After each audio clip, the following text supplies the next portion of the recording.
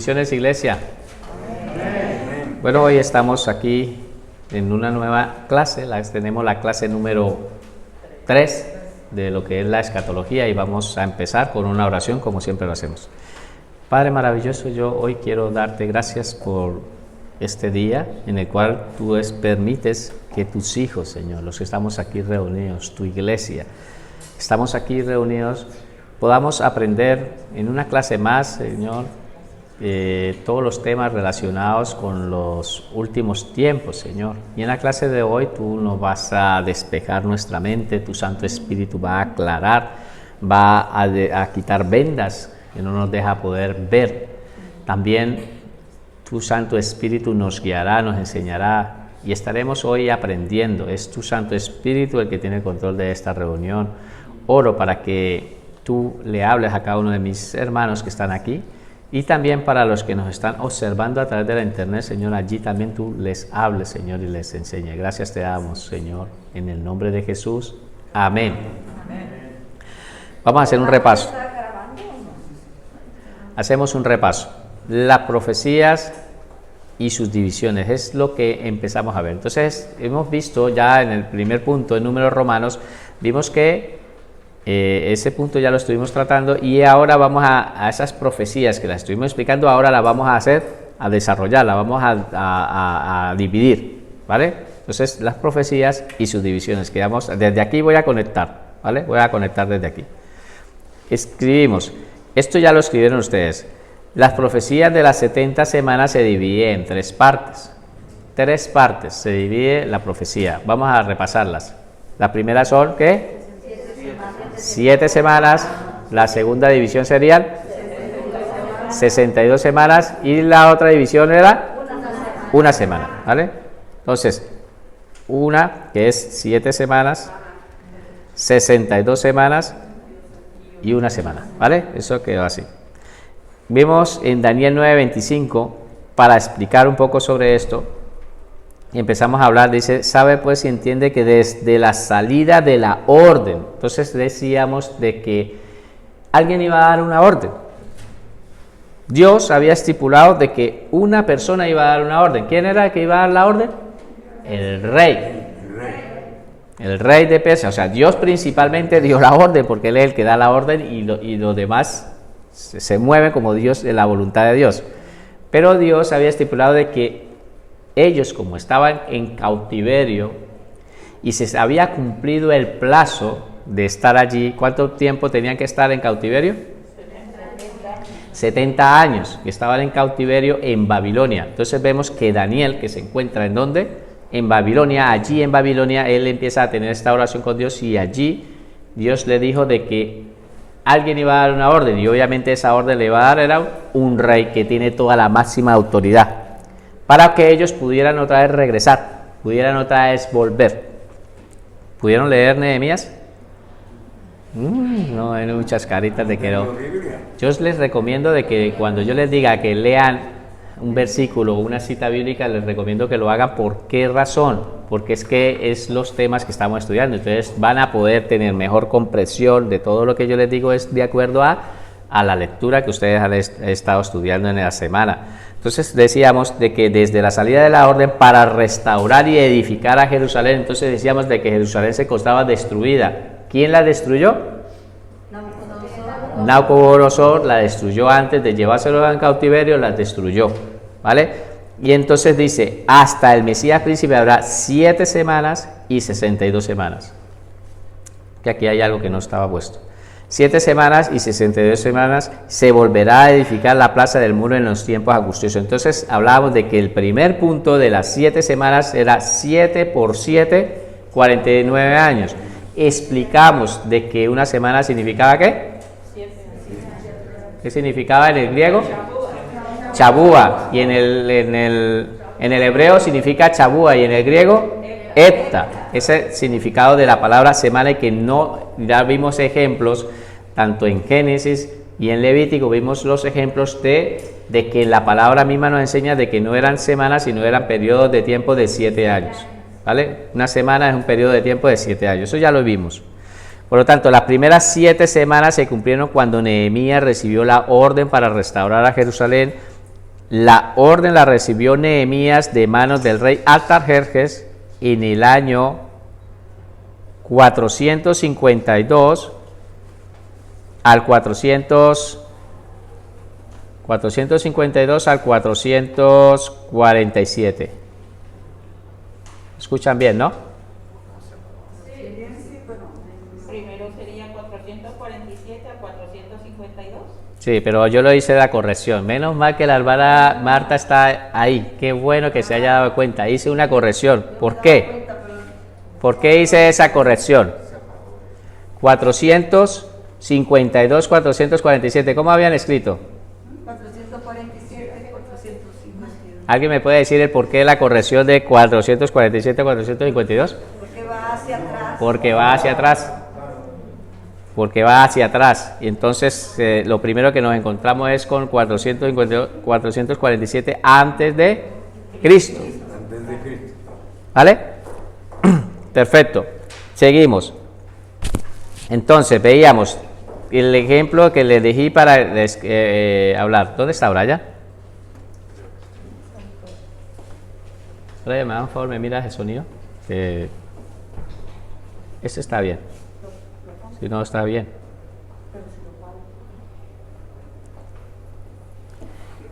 Quiero que me rectifiques el sonido ahí, por favor. ¿Sí? ¿Ahora? Sí, sí, sí. Bueno, seguramente está fallando aquí mi micrófono, pero voy a hablar más fuerte, ¿vale? ¿Pero me escuchan? ¿Las de atrás me escuchan? Vale, vamos a seguir. Entonces, Nehemías 2, del 1 al 8. Nehemías 2, del 1 al 8.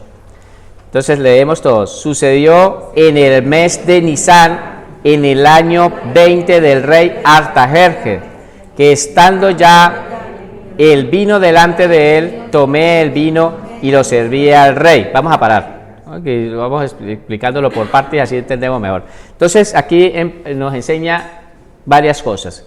Primero, que Nehemías, ¿dónde se encontraba? En el cautiverio. En cautiverio, por lo tanto, ¿estaba en dónde también? Allí en Babilonia, donde estaba allí donde también aconteció, donde estaba aquí en Daniel, Ezequiel, también estaba allí. Ellos todavía no estaban, no habían vuelto a su tierra, por lo tanto, él estaba allí todavía. Entonces, eso nos enseña de que él estaba allí en ese lugar.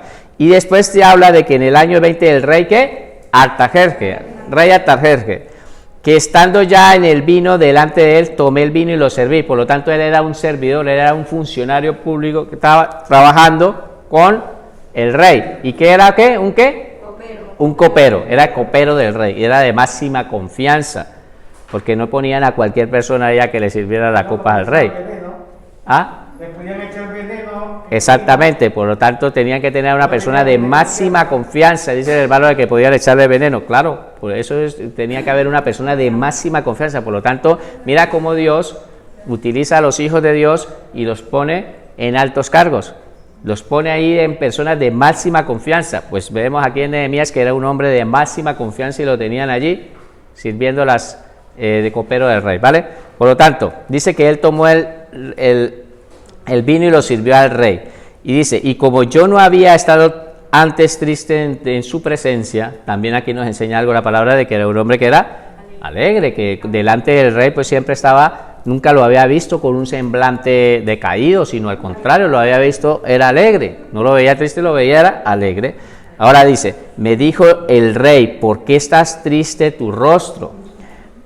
Pues no estás enfermo. Vamos a leerlo todos. Y me dijo el rey, ¿por qué estás triste tu rostro? Pues no estás enfermo. No es esto sino quebranto de corazón. Entonces temí a gran manera. Y le dije al rey, para siempre viva el rey. ¿Cómo no estará triste mi rostro cuando la ciudad, casa de los sepulcros de mis padres, está desierta y sus puertas consumidas por el fuego? ¿De quién está hablando? ¿De qué ciudad? Se encontraba destruida, había sido destruida, dice que las puertas estaban destruidas, sus muros, estaba todo destruido.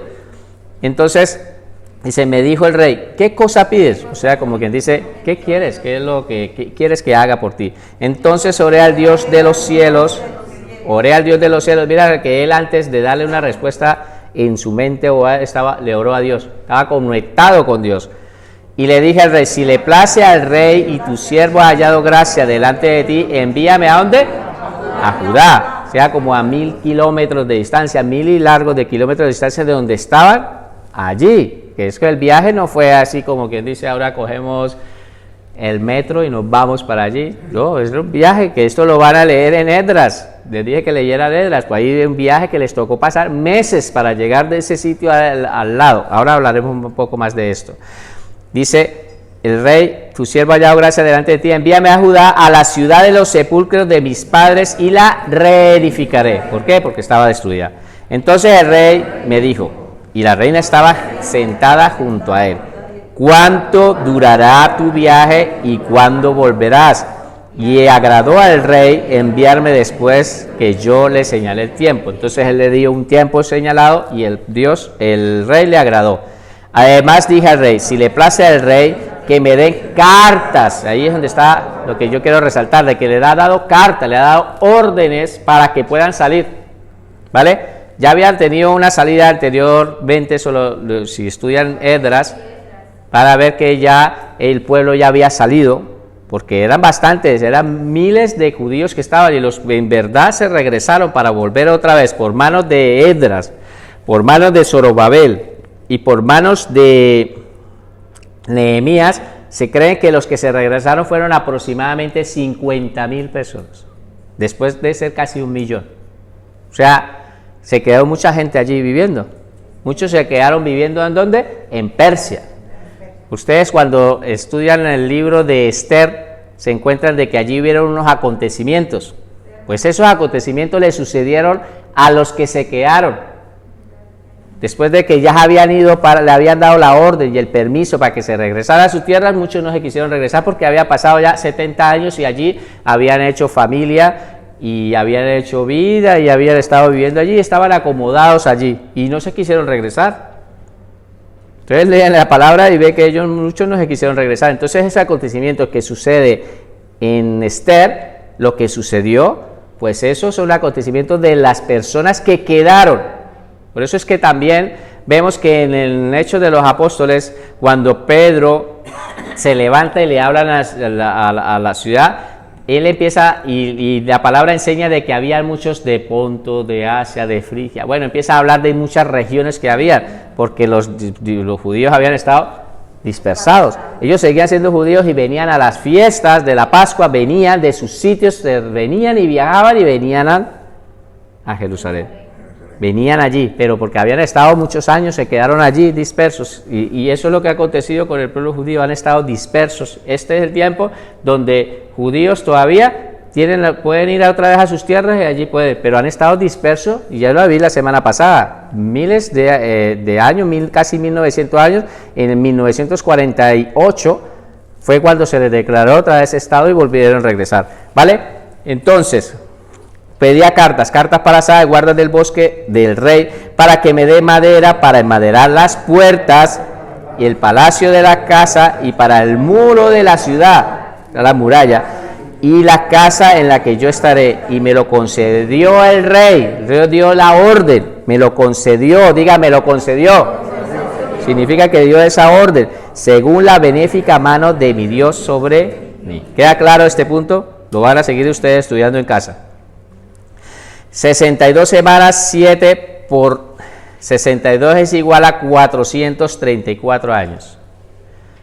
Porque la profecía que dice 7 semanas más 62 semanas. Ahora, las tenemos que unir. 7 semanas más 62 semanas para... ¿Qué ocurre ahí? Pues ¿qué es lo que va a ocurrir? Daniel 9:26. Vamos a estudiar este punto. Daniel 9:26. Vamos a leerlo todos. Dice, y después de las 62 semanas se le quitará la vida al Mesías. Entonces, ¿qué es lo que va a acontecer en las 62 semanas? Se le quitará ¿qué? La vida al Mesías. ¿Y qué más? Mas no por sí, y el pueblo de un príncipe que ha de venir destruirá la ciudad y el santuario. Y su fin será con inundación, hasta el fin de la guerra durará la devastación. Entonces vemos aquí en este pasaje de que pasadas las 7 semanas, 7 por 7, 49, 62 semanas después, entonces vemos que subieron 49 años muestra la escritura, desde la salida de la orden del rey de Artajerjes, se cumplieron 7 semanas, y decíamos en la semana pasada de que se construyó en tiempos angustiosos. Entonces yo les decía de que la construcción fue en tiempos angustiosos porque Sanbalat, Tobías y muchas personas enemigas de los judíos, enemigas de allí, se habían levantado y los querían prácticamente que no continuara con la construcción. ¿Por qué duraron tanto tiempo? Desde la misma salida de Esdras, desde el Zorobabel, desde Esdras les tocó parar la construcción. Si ustedes lo han leído, les tocó parar la construcción y pasaron, mire cuántos años para que volviera a dar la orden para volver otra vez por manos de Nehemías a construir. Pues fueron casi 50 años, pero fueron dando por periodos de tiempo, pero cuando se construyó el muro de la ciudad fue en tiempos angustiosos, porque a ellos les tocaba con una mano tener en la espada y con la otra mano una herramienta e ir trabajando. Les decía que les tocaba hasta bañarse con la misma ropa que tenían. Fue en tiempo angustioso y fue en tiempo récord. 52 días duró la reconstrucción de los muros y de todo esto. En serio, fue en un tiempo récord. La palabra nos muestra todo esto. Esto quiero que más o menos sepan y entiendan de que fueron unos tiempos que angustiosos, fueron difíciles. Los querían atacar y no los querían, entonces le mandaban cartas al rey de que se estaban levantando, que iban a poner otro imperio, que se querían levantar contra el rey, y por eso es que siempre tenían esta oposición. ¿Y quién está detrás de toda esta oposición? Pues el diablo es el que está detrás de todas estas oposiciones. Con el paso ya de los 62 semanas, 7 por 62 son 434, ¿qué? Años. Ahora, vamos a empezar a hacer un número. Desde la salida, se cree que de más o menos, cuando en el caso de Daniel, de Nehemías, fue en el 450 aproximado. Yo les le había puesto una fecha anterior, 450 antes de Cristo, hasta la muerte del Mesías. Jesucristo murió ¿cuándo? ¿En el año qué? 33. Pues sumen 450 más 33, ¿cuánto es? ¿400 qué? ¿Y cuánto dice la semana que es total? Las 70 semanas, ¿cuánto suman? 490 años. 490 más menos 483 años, ¿cuánto queda? 7 años. ¿Qué es la semana que está haciendo falta? ¿Cuál es esa semana? La semana de la gran tribulación. ¿Ve que se está cumpliendo la palabra al pie de la letra? Eso es lo que más o menos ustedes, como estudiosos de Dios aquí, pues tienen que empezar a investigarlo. ¿Cuándo fue en qué tiempo fue que Nehemías, 450 años de Nehemías, que fue cuando, en el tiempo de Nehemías, más los 33 años de la muerte de Cristo, la suma de esto da 483. 483. Quedan 7 años para cumplir los 490, que es la profecía. Ahora, decíamos aquí, lo leímos, y después de las 62 semanas se le quitará la vida al Mesías, mas no por sí. ¿Por qué dice que más no por sí? Porque es cierto que la gente dice como que el pueblo romano le quitó la vida, pero no por sí, porque él mismo dio la vida.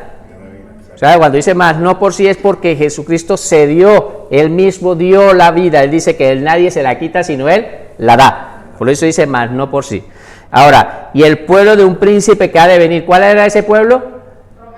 El pueblo romano, porque era en el imperio romano que estaba allí justamente cuando Jesucristo vino, pues ya no estaba en el imperio babilónico. Había pasado al imperio ¿qué?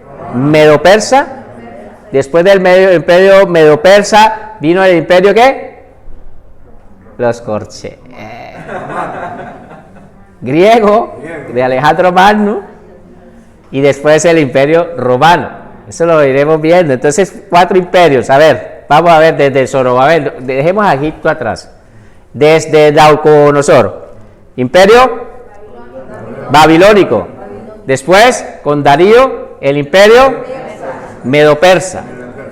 Después, el imperio que continuó fue El griego que de Alejandro Magno, que ese reino se dividió en 4, y eso ya lo dice la profecía, se dividía en 4, eso también lo explicó, eso es parte de la profecía cumplida, de que el reino de Alejandro Magno se dividió en 4 reinos, y estoy hablando de que tenían abarcado todo lo que es la parte del mar Mediterráneo, pues todas las ciudades alrededor, todo eso era del imperio griego. Después vino el imperio romano, que no es solo Roma y en Italia, no, era todo lo que abarcaba el mar Mediterráneo, todo alrededor, toda esta parte, todo eso era el imperio romano, ¿vale? Entonces 4 reinos, esas son las 4 bestias que muera Daniel en las profecías, ¿vale? Ahora, vemos que el pueblo del príncipe que debía venir, ¿quién era? El pueblo que iba a venir, romano, ¿vale? Destruirá la ciudad. Ese príncipe, cuando habla, es el que vamos a empezar a estudiar a partir de ahora, ¿vale? El santuario dice que destruirá la ciudad. ¿Cuándo fue destruida la ciudad de Jerusalén? En el año 70 después de Cristo. ¿Quién la destruyó? Roma, por orden de un emperador, que es el emperador, ¿cómo se llama? Ahora lo vamos a ver, pero es que yo ya lo expliqué. Vespasiano, y manda a su hijo, al general Tito, y él destruye la ciudad en el año 70 después de Cristo. Y tú dices, ¿y por qué la Biblia no habla de esto? ¿Por qué? Porque ya muchos de los libros que se escribieron a partir del Nuevo Testamento, sin contar el Apocalipsis que se escribió en el 90 después de Cristo, muchos de los libros se escribieron antes del año 70. Por eso es que no dejan reflejo de esta escritura, se escribieron. Entonces, por eso las fechas aproximadas, cuando ustedes están estudiando el libro, empiezan a decir, Mateo, esto se escribió en el 60 antes de Cristo. Timoteo, esto se escribió en el año 60 y algo antes de Cristo. ¿Sí me entiende? La carta tesalonicense, todas esas cartas se escribieron todas antes de el año 70.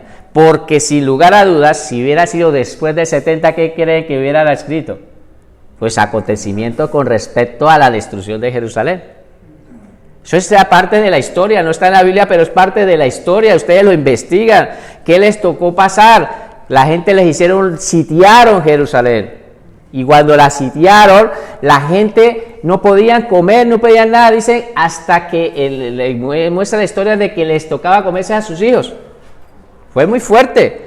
Destruyeron Jerusalén y después de la destrucción, dispersado. Se cumplió la palabra, eso lo vamos a ver, del Señor Jesucristo, de que no iba a quedar piedra sobre ese templo.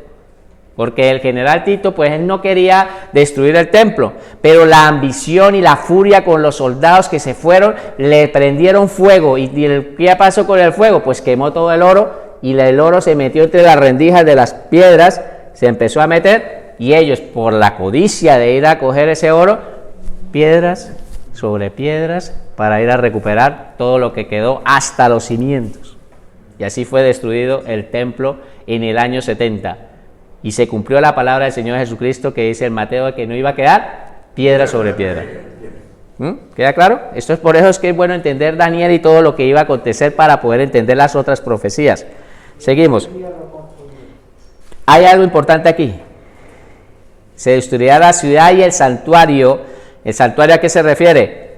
Al templo, ¿vale? Y su fin será con inundación, y hasta el fin de la guerra durará la devastación. O sea que no dejarán de estar en guerra. ¿Qué está pasando ahora en Jerusalén? ¿Cómo están? En guerra. Eso es lo que dice la profecía, de que no iban a dejar de estar en guerra, y ellos han estado en guerra por siempre, porque ellos están en una parte, en un sitio que es muy pequeño, el pueblo de Israel es muy pequeño, y alrededor es puro musulmanes, territorios musulmanes, y ellos están ahí en toda la mitad. Entonces eso lo llaman, pero esto no es parte de mi tema. Ustedes, si quieren investigar, investiguen, y eso es una de las cosas que la llaman la guerra santa, que todos quieren posesión allí, ¿vale? Vamos a ir pasando, adelantamos por favor. Las 62 semanas se cumplieron con la muerte del Señor Jesús y la destrucción de Jerusalén. Entonces, 7 semanas más 62 semanas. ¿Cuándo se cumplieron? Se cumplieron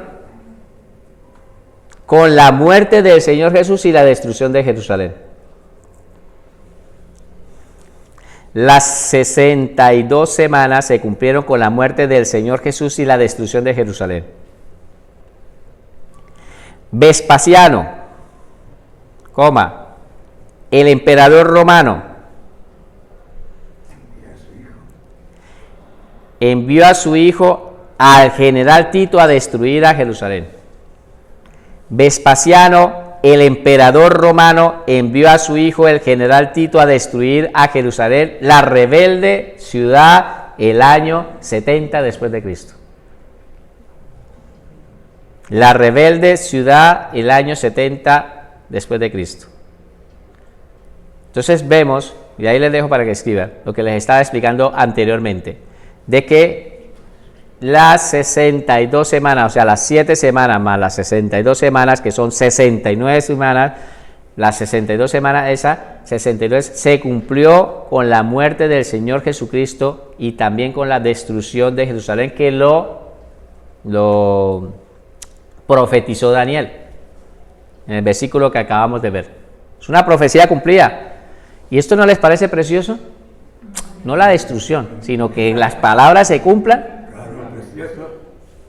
Estaba escuchando que dicen que en la Carta Magna, la Constitución de Irán, hay un artículo que dice destruir a Israel. Claramente dice, claro, destruirlo. Voy a decir lo que tú has dicho porque por el audio de pronto no lo escuchan las personas. El hermano está diciendo de que la Carta Magna, ¿qué es la Carta Magna? La constitución de un país. Todos los países tienen una constitución. ¿Cuál es la constitución, la Carta Magna del cielo? ¿Sabe cuál es? Sí, pero ¿dónde está esa Carta Magna reflejada en la Biblia? En Mateo 5, 6 y 7. Cuando habla en el Sermón del Monte, habla lo que es la constitución celestial que se dirige, cómo es que se debe comportar. Y una Carta Magna es eso, es cómo deben de comportarse y las cosas que tiene un país. Pues se le está diciendo el hermano de que en Irán tienen una Carta Magna y entre esas tienen de que, entre una de las cosas que quieren desaparecer del mapa de Jerusalén. Lo quieren destruir, y eso es no solamente ellos, muchos alrededor lo quieren borrar del mapa. Entonces, son cosas que por eso es que hay razón nosotros. ¿Y eso se va a cumplir? No, eso no se va a cumplir. Porque esa es la Carta Magna de una parte terrenal. Nosotros tenemos que la Carta Magna celestial, que Jerusalén será la tierra que por toda la eternidad Dios la ha escogido y la tiene preparada, y allí mismo se va a volver otra vez a reedificar otra vez. Todo eso va a acontecer, ¿vale? Entonces seguimos. Tito destruyó a Jerusalén, pero sus enfurecidos soldados terminaron destruyendo y arrasando el templo. Tito destruyó Jerusalén, pero sus enfurecidos soldados terminaron destruyendo y arrasando el templo. Lo que les expliqué anteriormente. La ambición de estos soldados era tan grande de que cuando le prendieron fuego al templo, el oro, ¿sabe que había oro por varias partes del templo, que estaba ahí, todo esto estaba lleno de oro? Pues todo ese oro se metió entre las piedras del muro de los porque no son estos muros, no son estos, ya saben cómo es la construcción de esos tiempos. Pues entonces en esas rendijas se derritió el oro y quedó en los cimientos. Entonces ellos, en la ambición, ¿qué les tocó hacer? Quitar piedra sobre piedra para ir a buscar ese oro y esa ambición, y destruyeron el templo tal como lo profetizó el Señor Jesucristo. No quedará piedra sobre piedra. ¿Cómo hay las murallas aquí en Querona? Entramos, 3 puntos. Una semana que son, ¿cuánto? 7 años. Y es la última semana. Vamos a empezar a entrar en un tema, ya dejamos de ver los acontecimientos que ya ocurrieron.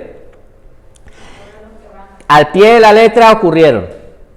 Profecías cumplidas. Ahora, a partir de ahora, vamos a ver profecías que no son cumplidas. ¿Van a suceder?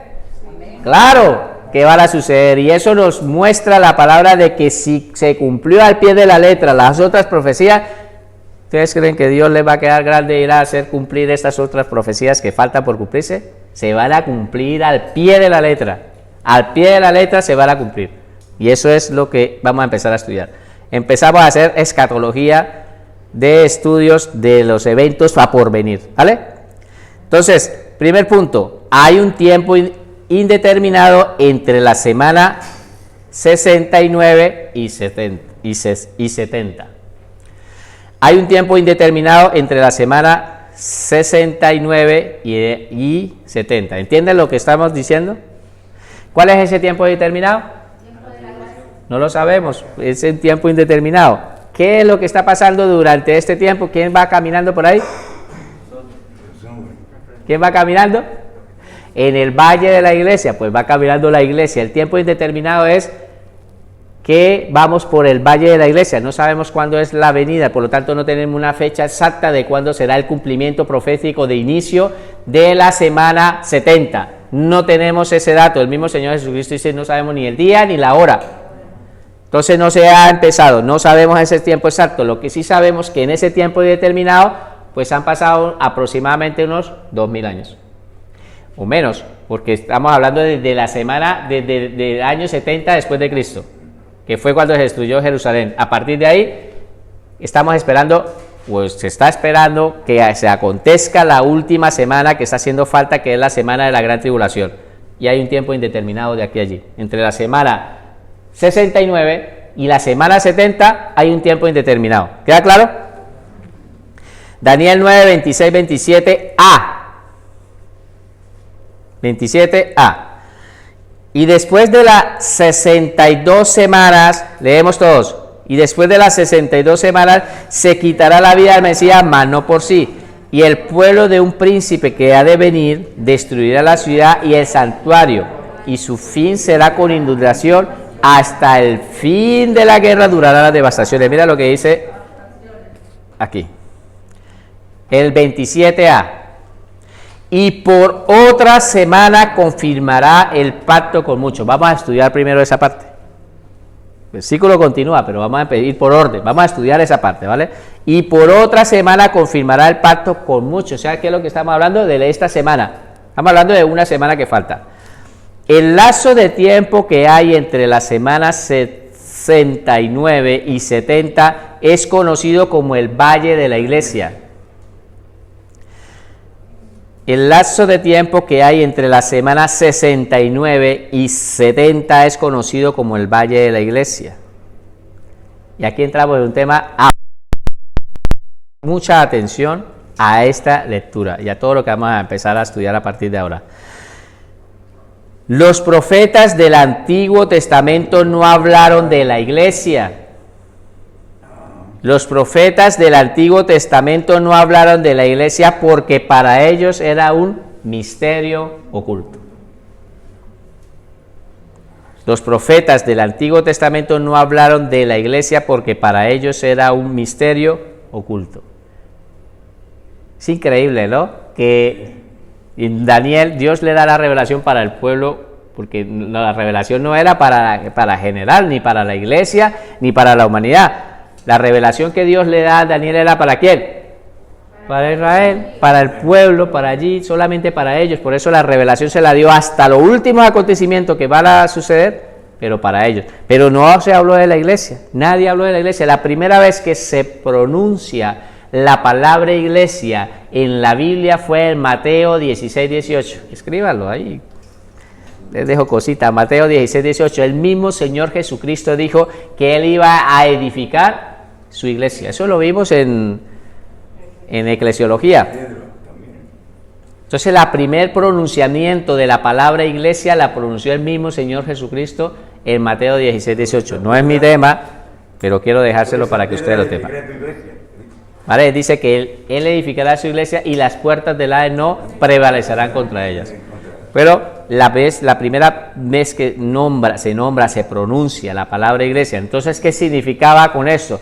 De que lo que acaba de escribir los profetas del Antiguo Testamento, Jeremías, Isaías, Oseas, Joel, Amós, Abdías, Miqueas, Nahum, ¿sí? Sofonías, Habacuc, todos estos profetas, ¿sí?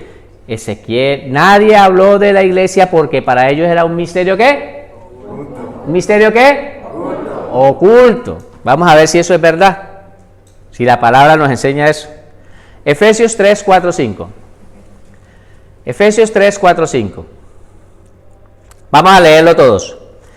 Leyendo lo cual podéis entender cuál sea mi conocimiento en el misterio de Cristo. A ver, ¿cuál es el misterio? Vamos a mirar cuál es el misterio.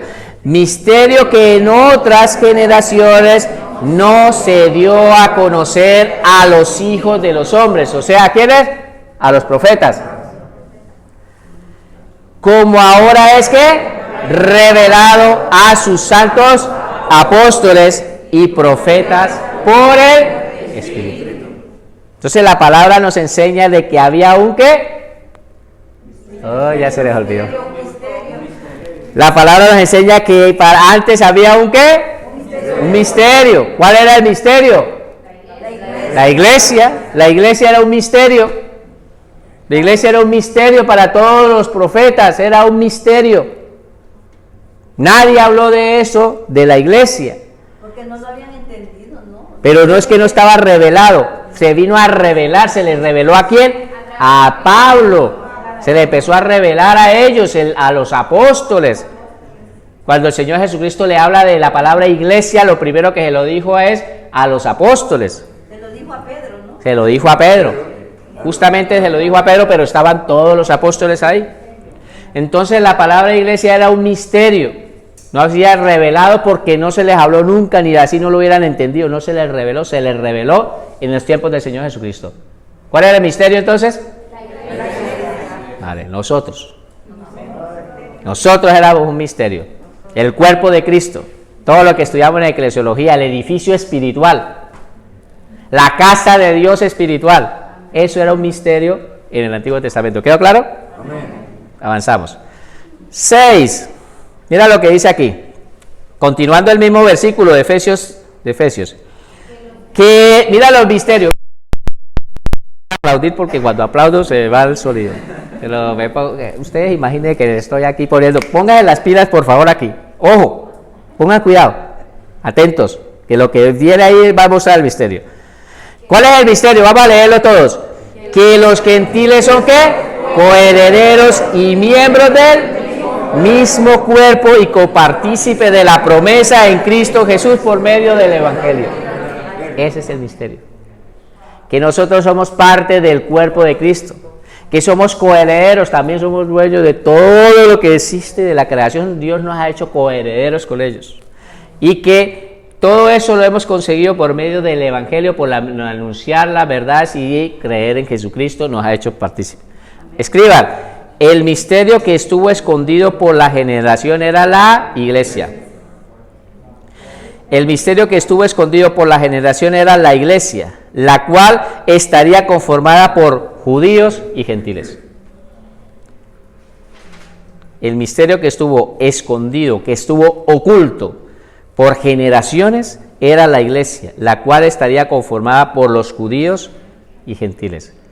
Acuérdense que el Señor Jesucristo, Pablo enseña de que Jesucristo, dice Pablo, de que ya no hay judíos y ya no hay griegos, que refiriéndose a quiénes, a los gentiles. Entonces dice, ya no hay judíos y ya no hay griegos, que ahora Dios de los dos pueblos que estaban antes en enemistad, peleando y peleando cada rato, por eso es que la mujer samaritana, ¿tú me hablas a mí? Si tú eres judío y yo soy samaritana, como entre los judíos no nos llevamos entre sí, ¿me estás hablando a mí? Eso es lo que le estaba diciendo ella, que no se llevan entre sí, porque ellos para ir de Judea a Galilea tenían que pasar aquí por Samaria, pues no, la bordeaban. Porque esos gentiles eran unos incircuncisos paganos. Eso le dijo Pedro.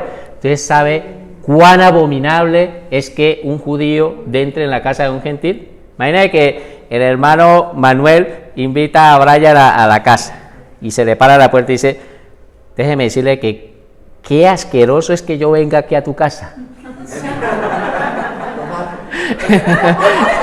Eso es lo que le dijo Pedro. Pedro le dice, ¿tú sabes cuán abominable es que yo entre a tu casa? ¿Ah? Eso es fuerte, ¿no? Pues eso fue lo que le dijo Pedro. ¿Cuán abominable es que un judío entre en la casa de un gentil? Porque los judíos y los gentiles no se llevan entre sí, porque eran unos paganos incircuncisos. Una pregunta, pero Samaria era la capital de la tribu del norte, ¿no? Sí, Samaria. pero ¿qué pasó con Samaria? Samaria en el año 723 fue llevada por cautiverio por el reino Senaquerib. ¿Ya apuntaron la fecha? ¿Quién era el rey? Es que de verdad no está. 723 antes de Cristo por el rey Senaquerib, rey de Asiria. Se lo llevaron en cautivo. Dios los enjuició y ellos no regresaron. Mandaron a vivir, a habitar esa población y mandaron de allí pues asirios. Y resulta de que como no sabían la ley, ¿qué pasó? ¿Dios qué les mandó? Leones. Dios les mandó leones que se comían a la gente. Y entonces le tocó ir al del rey y decir, oye, que nosotros como no sabemos la ley de Dios, pues allí nos están comiendo los leones. ¿No lo han leído la Biblia? Sí, yo sí. Es que Dios mío, lean Biblia en vez de estar viendo tanto Netflix.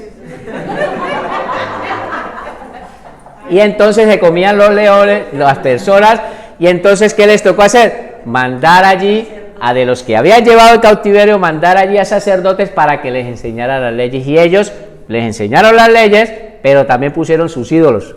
Entonces hubo una mezcla, y por eso esa mezcla entre judíos y gentiles, por eso eran algo abominable. Eran abominables los gentiles y eran abominables los samaritanos, porque había una mezcla entre asirios y judíos. ¿Queda claro? No es mi tema, pero vamos a avanzar, ¿vale? Segundo, la semana 70 comenzará cuando la iglesia sea llevada al cielo. Entonces, si la iglesia se lleva al cielo es porque ocurrió ¿qué? Ocurrió un arrebatamiento. La semana 70 comenzará cuando la iglesia sea llevada al cielo. Vamos a ver si eso es verdad, que la palabra nos enseña de que la iglesia será llevada al cielo. ¿Hay iglesia aquí? Amén. Bueno, vamos para el cielo, ¿eh? Amén. Primera de Tesalonicenses 4, 13, 17. Primera de Tesalonicenses 4, 13, 17. Escriba la cita bíblica y lo vamos a leerlo todos.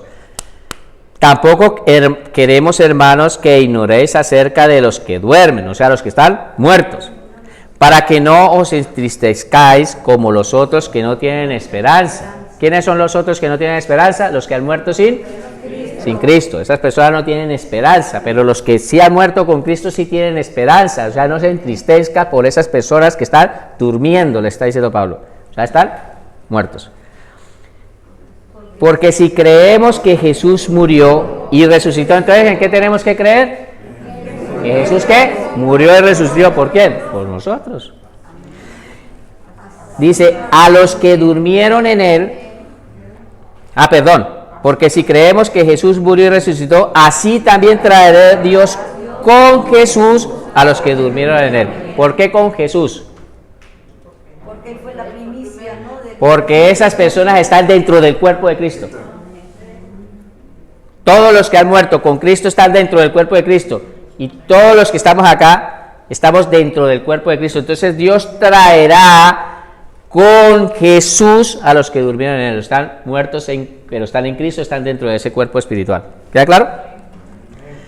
Por lo cual os decimos esto en palabra del Señor. Pablo les está hablando a los tesalonicenses. ¿Qué les está diciendo?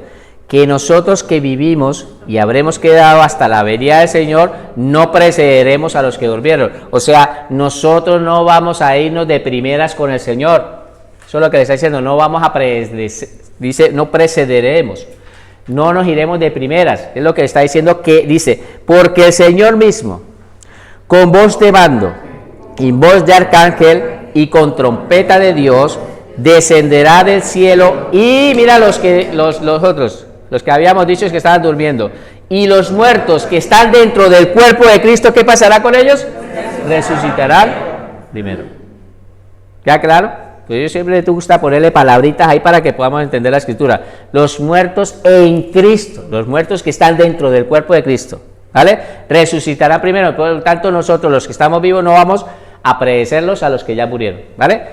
Luego nosotros los que vivimos, levanten la mano los que estamos vivos, a ver, nos están hablando a nosotros. ¿Qué va a pasar con nosotros? Los que hayamos quedado, seremos arrebatados juntamente con ellos en las nubes para recibir al Señor en el aire, y así estaremos siempre con el Señor.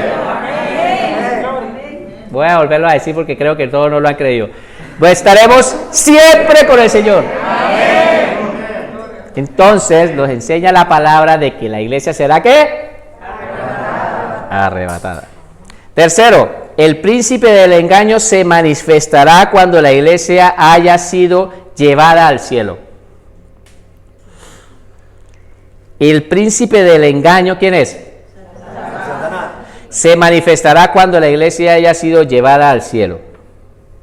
Vamos a ver qué dice la palabra, si es verdad esto. Esto es un texto largo y lo vamos a explicar. Por favor, los que puedan, que acostumbran a poner las citas, quiero que ustedes en tus casas vuelvan a leer estos versículos y apunten ahí cositas que están en el versículo, porque yo les doy la cita, pero no la pueden escribir.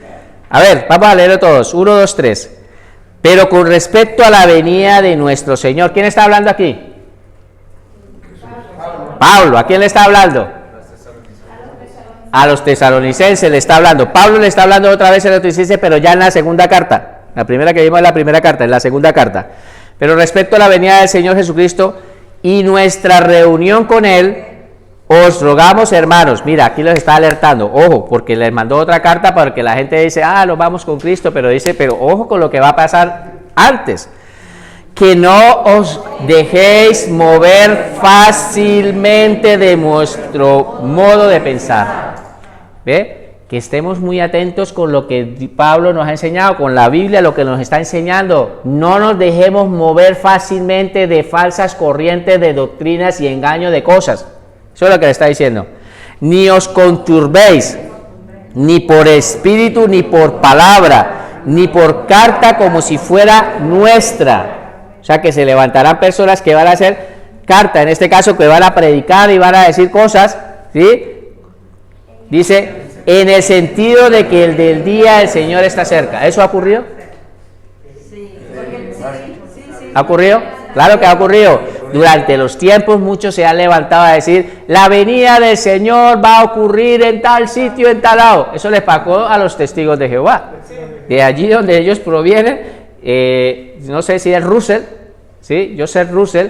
Bueno, ellos dieron una fecha y ese fue pues tremendo fiasco cuando llegó el día que no dijo, no, es que me equivoqué, es el otro y la cambió que para el próximo año. La gente, búsquenlo, y verdad. Y hay sectas también que se han ido a acampar a la... Exacto, se ha ido a acampar a decir que la venida del Señor, que va a venir y todo eso. Entonces es lo que está diciendo de que cuando hablen de la venida del Señor no se deje consumir ni se dejen engañar.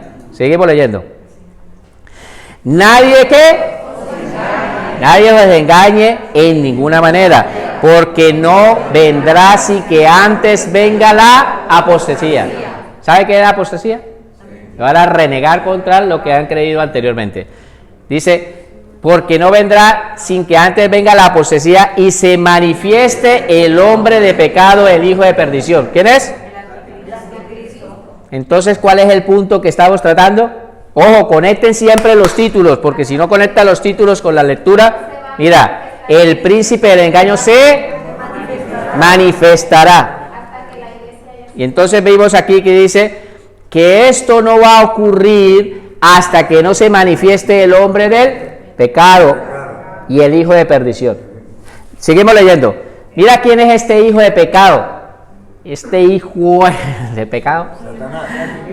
El hombre de pecado y el hijo de perdición, el cual se opone y se levanta contra todo lo que se llama Dios.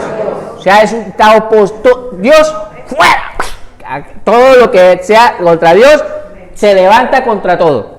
Todo, alguien que habla de Dios, pues se levanta contra eso, lo ataca. Todo lo que habla y es objeto de culto. O sea, él pide que sea ¿qué? Adorado, que le haga culto a él, que no le haga culto a Dios, sino le haga culto a quién? A él. Tanto llega a la exageración de esto, de este personaje. Mira aquí, por favor, atiendan. Tanto que se sienta en el templo de Dios como... ¿Él se sienta en dónde? ¿Cuál templo? ¿En dónde? ¿Y ese templo está hecho? No está construido. Entonces, ¿qué nos enseña la palabra? De que tiene que haber una construcción del templo. ¿Y qué hay ahora allí? La mezquita de la cúpula de la roca será destruida. Y esto no va a ser así solamente, sí, los musulmanes con la guerra y con la rabia que tiene contra Jerusalén, van a decir, sí, sí, está bien, destruyamos. Si eso para ellos, la mezquita de la cúpula de la roca es un objeto sagrado. ¿Cómo va a ser eso? Eso no va a ser así por la puerta, eso va a ser un proceso, porque es que se cree de que el anticristo no va a aparecer de la noche a la mañana. Así, va a empezar a escalar como un hombre, como Adolfo Hitler, que empezó con una idea y empezó a llegar hasta llegar allí, en siendo el ministro general, pero él empezó, fracasó, fue a la cárcel, de allí cogió adeptos y creyentes y después siguió avanzando hasta que llegar allá. Y mira lo que hizo, la Segunda Guerra Mundial, ¿cuánto? Casi 40 millones de personas muertas. ¿Te das cuenta que cómo empezó? Pues nosotros creemos que es que el anticristo pues va a empezar de un proceso a trabajar escalando para ir ganando. Todo esto va haciendo de una manera, pero tampoco la construcción esto va a ser así, sino también a veces hasta por la fuerza. Eso lo vamos a ver más adelante. Perdona, perdón, es que estoy interrumpiendo. Pero en Jeremías se explica cómo va a ser la negociación, ¿no? ¿Lo dice? Sí. Pues de pronto lo miraremos más adelante. Como estamos sacando este tema, pásame la cita, que eso, todo eso es bueno, la negociación para poderla interpretar bien y todo eso. Muy bien, hermana. El cual se opone a todo lo que se levanta a Dios. Bueno, entonces dice que se sentará en el templo para hacerse pasar como Dios, ¿vale? Haciéndose pasar como Dios, por Dios. Dice, ¿no os acordáis que cuál? Vamos a leer. Es que lo me desconecto un poquitico y de una vez ya. A ver, vamos, por activos, porque así es la única manera que aprendemos. A ver, todos en el 5. ¿No os acordáis que cuando yo estaba todavía con vosotros os decía esto? O sea, Pablo ya explíquele y casi que le pega un porrazo a la tele. Y ahora vosotros sabéis lo que lo detiene. ¿Qué lo detiene? Dice que hay algo que lo detiene. ¿Qué lo detiene? El Espíritu Santo que está ¿dónde? Dentro de nosotros, en la iglesia. O sea, no puede ser pues, por la iglesia que está aquí, él no puede. Se cree que es cuando sea arrebatada la iglesia, es cuando él puede ejercer su dominio libremente. Porque si en estos momentos se levantara el anticristo, ¿usted qué va a hacer? ¿Se va a quedar quieto? ¿Qué va a poner a hacer? ¡A orar! ¿No vamos a orar? ¿O lo vamos a mirar ahí que haga todo y no vamos a orar? Pues esa oposición de la iglesia orando. ¿Hay gente que ora aquí? Y si no oremos, hermano, porque hay que orar, hay que estar orando. Pues en esa oposición que se cree que la iglesia orando, pues no le va a dar libertad para que él se pueda manejar de una manera libre. Entonces hay algo que lo detiene. Estamos estudiando, ¿no? Estamos haciendo teología. Ahora vosotros sabéis qué es lo que le detiene, a fin de que su pueblo a su debido tiempo se manifieste. Porque ya está en acción el misterio de la iniquidad. O sea, eso siempre ha estado trabajando en la iniquidad. Está ahí haciendo lo malo. Solo que hay quien al presente, que es el Espíritu Santo, la iglesia, ahora al presente, lo detiene hasta que él, a su vez, sea quitado del medio. ¿Quién va a ser quitado del medio? El anticristo. Mira aquí, dice, nosotros hay algo que lo detiene, la iglesia lo detiene, no lo deja fluir como debe ser, ¿no? Y después dice, hasta que el anticristo a su vez un día sea quitado del medio. Ya no podrá seguir, durará cuánto tiempo le queda. En la gran tribulación, pues esos 7 años. Sea quitado del medio. Y ya empieza un juicio ante él y todo lo que está pasando aquí. Y entonces, mire, es la iglesia. Aquí está haciendo una mala interpretación. Hasta que él a su vez sea quitado del medio. Y entonces dice, y entonces se manifestará aquel inicuo, se manifestará aquel, el anticristo, a quien el Señor matará con el espíritu de su boca. Eso lo dice el Apocalipsis. Cuando él venga lo matará con el espíritu de su boca. ¿Cuál es el espíritu de su boca? La palabra. Y destruirá con el resplandor de su venida. Seguimos leyendo. Inicuo, cuyo advenimiento es por obra de Satanás. Entonces, ¿quién es el que está ahí trabajando? Satanás. ¿Pero por medio de quién? De los que van a estar ahí, el anticristo. y el falso profeta que está ahí. ¿Ve? Entonces el inicuo que con advenimiento es por obra de Satanás, con gran poder y señales y prodigios mentirosos. O sea que él, todo lo que hace este falso, dice que tiene gran poder, hace señales y hace prodigios que son ¿qué?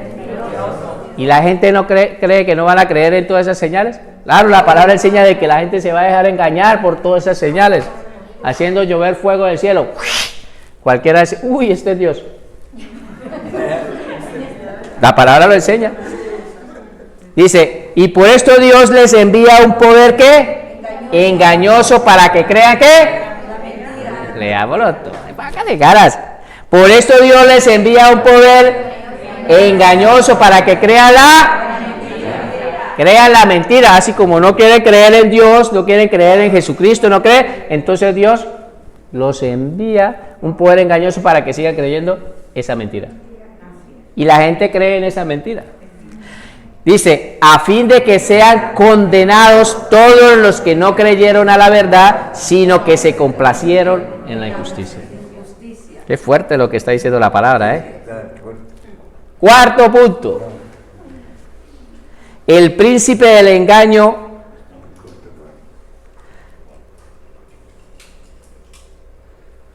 hará un pacto con Israel al comenzar la semana 70.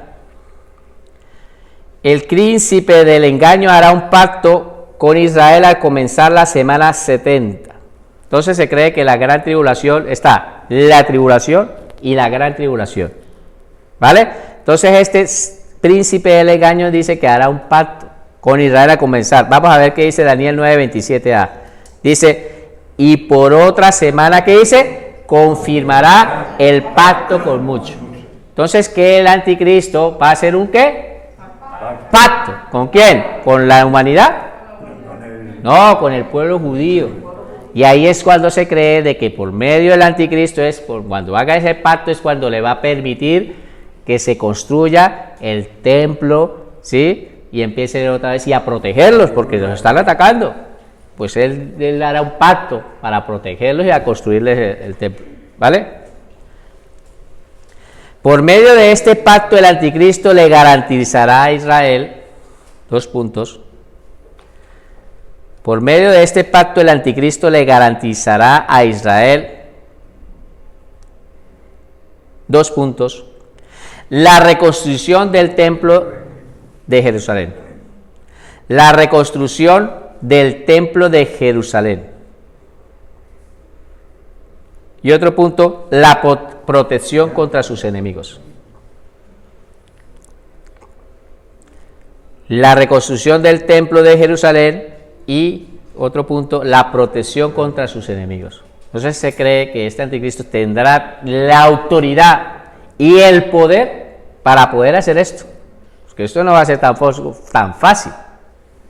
Pero se cree que lo va a hacer. Va a hacer un pacto con ellos. Y les dejará construir allí donde está la cúpula de la roca, será quitado para construir el templo. Y otra vez empezará a permitirles que hagan el sacrificio, eso lo iremos viendo. Paso. Satanás será arrojado a la tierra a la mitad de la semana 70. Satanás será arrojado a la tierra a la mitad de la semana 70. ¿Está interesante? Satanás será arrojado a la tierra a la mitad de la semana 70.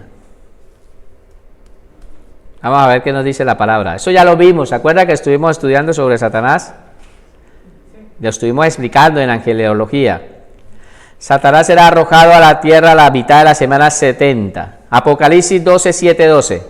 Vamos a leerlo todos. Después hubo una gran batalla en el cielo. Miguel, ¿quién es Miguel? El ángel y sus ángeles. Y luchaba contra el dragón. Y luchaba el dragón y sus ángeles. Entonces es una batalla. Miguel con sus ángeles y el dragón con sus ángeles. Una lucha, una guerra espiritual ahí. ¿Sí o no? Pero no prevalecieron. ¿Quiénes no prevalecieron? Satanás y los ángeles. Ni se halló ya lugar para ellos en el cielo. ¿De cuál cielo estamos hablando? ¿Cuál cielo? En el segundo cielo. Segundo cielo, porque ya del tercer cielo ya han salido, eso ya lo vimos, ¿no? Ya han salido del tercer cielo. Y ahora se mueven en las esferas espirituales. Entonces ustedes miran para arriba ahora. Ahora cuando salgan, miran para arriba. Y ven un cielo azul. Ese cielo, ¿ese es el qué? Primer cielo. Después se sale de la esfera, tú coges nos vamos en cohete, nos volvimos astronautas todos. Salimos y nos llegamos al espacio. ¿Ese cuál es? Segundo cielo. ¿Y donde vive Dios allí qué es? Pues ellos están ¿dónde? En la lucha de dónde va a acontecer, en ese segundo cielo. Dice que ya no se halló lugar para ellos. Y ahora mira lo que pasa. Y fue lanzado fuera el gran dragón. Mira, aquí lo dice quién es. La serpiente antigua, que se llama Diablo y Satanás. Mira lo que le pasó. El cual engaña al mundo entero, fue arrojado ¿a dónde? ¿A dónde fue arrojado? A la tierra. Y sus ángeles fueron arrojados con él. ¿Te imaginan de cómo está la cosa aquí tan difícil? Ahora que arrojen Satanás en la tierra, directo, físicamente, ahí en la plena tierra, ahí, con todos sus ángeles ahí, en la tierra. Y estos ángeles son los más malos, más perversos, más malos que hay. Eso lo enseña la palabra. Entonces oí una voz del cielo que decía: ahora ha venido la salvación, el poder y el reino de nuestro Dios y la autoridad de su Cristo, porque ha sido lanzado afuera él. Ya no hay acusador, ya no tiene ese acusador allí, vea, acusador de nuestros hermanos, el que acusaba delante de nuestro Dios día y noche. Pues Satanás mismo en la tierra empieza ya su operación, operativo ya. Vamos a orar porque yo me emociono aquí. Espera que nos faltan 2 versículos más, leemos con esto. Y ellos le han vencido por medio de la sangre del Cordero y de la palabra del testimonio de ellos, y menospreciaron sus vidas hasta la muerte. ¿Quiénes son ellos? Los decapitados, los que están en la tierra, no la iglesia nosotros ya nos hemos ido. Y esto lo tocaré la otra semana, de pretribulación, ¿sí? Estaremos estudiando sobre las tribulaciones. Son doctrinas, son corrientes de doctrinas, de posturas teológicas, pretribulación me sale más fácil. Y también vamos a estudiar todo lo que es post-tribulación y medi-tribulación. Bueno, todo lo vamos a ir explicando para entender estas posturas. Y ahora terminamos el último versículo. Por lo cual alegraos cielos y los que moráis en ellos. ¡Ay! Mira lo que va a pasar. ¡Ay! ¡Ay! Ojo con este ¡ay! De los moradores de la tierra y del mar, porque el diablo ha descendido con vosotros con gran ira, sabiendo que el tiempo, que tiene poco tiempo. ¿Cuánto tiempo? ¿Cuánto? Pero el tiempo que va a ocurrir, obviamente le queda poco tiempo, pero después le quedan 1000 años, que va a estar preso para después ser lanzado al lago de fuego. Vamos a orar. Padre maravilloso, te damos gracias por tu palabra, gracias porque tú eres un Dios maravilloso que nos enseña y nos enseña, Señor, a través de tu misma palabra, Señor. Oramos para que tú, Señor, nos traiga más revelación y para que mis hermanos puedan en las casas seguir estudiando estas palabras y puedan seguir meditando, Señor, de estos estudios, Señor, que van a ser de bendición para sus vidas. Gracias te damos. Bendecimos a los que nos ven también a través de la internet, Señor, allí donde ellos están también, Señor, reciben esta bendición. En el nombre de Jesús, amén.